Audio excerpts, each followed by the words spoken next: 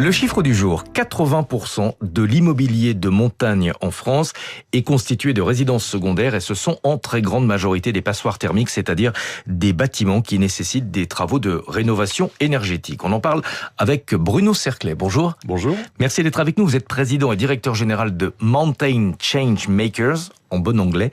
C'est un collectif qui rassemble les acteurs de la montagne. 76% des logements à la montagne sont classés E, F ou G en termes de performance énergétique. Est-ce que ça veut dire théoriquement qu'une grande partie du parc immobilier ne va plus être autorisée à la location ? Ça veut dire qu'à partir de 2034, en France, il est interdit de louer des logements au-dessus de A, B, C, D. Et effectivement, 76% du parc n'est pas conforme, donc il faut les rénover. Donc ça laisse quelques années pour s'adapter. Comment est-ce que les propriétaires de logements qui sont utilisés seulement, on va dire, quelques semaines par an, vont pouvoir investir des dizaines, voire des centaines de milliers d'euros pour effectuer des travaux de rénovation énergétique ? On parle aujourd'hui d'un budget nécessaire d'investissement de l'ordre de 100 milliards pour l'ensemble des stations, essentiellement des stations dans les montagnes. Donc c'est énorme, c'est, on va dire, entre 1000 et 3000 euros du mètre carré suivant la situation. Je pense qu'il faut à la fois des mécanismes incitatifs et puis qui taxent les gens qui utilisent, qui ont des appartements avec des lits froids moins de 30 jours par an.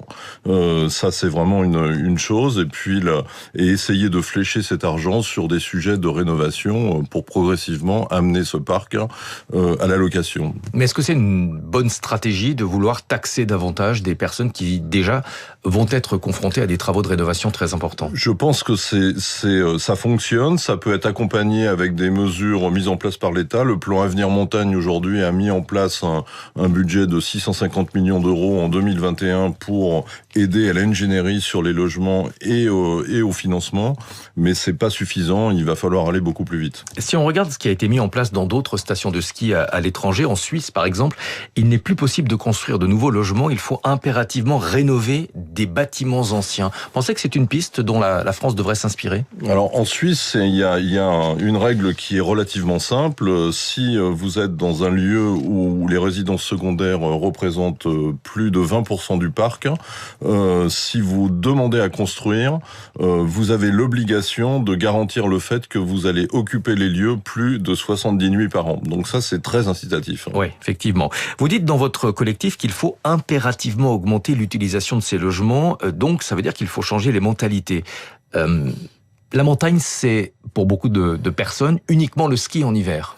On réfléchit beaucoup sur les sujets de la transition en montagne. On peut dire que dans les prochaines années, le ski restera, mais il y aura un petit peu moins de ski, et notamment en basse altitude. Donc il faut s'organiser. Aujourd'hui, les stations de ski ont perdu pour certaines 30% de leurs habitants depuis une cinquantaine d'années. Donc on peut plus se loger, c'est trop cher.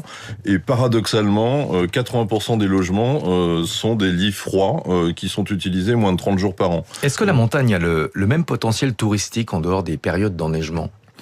On voit un développement absolument énorme aujourd'hui en France, notamment dans les alpages, dans les stations en dessous de 1500 mètres, où les gens réalisent que c'est absolument fantastique de venir en montagne au printemps, l'été et même en automne. On peut faire plein d'autres choses que du ski. Mais le président de la Compagnie des Alpes me disait il y a quelques mois que le potentiel touristique de la montagne en été, même si effectivement c'est une tendance qui se développe, ne pourrait jamais atteindre le niveau de fréquentation des mois d'hiver.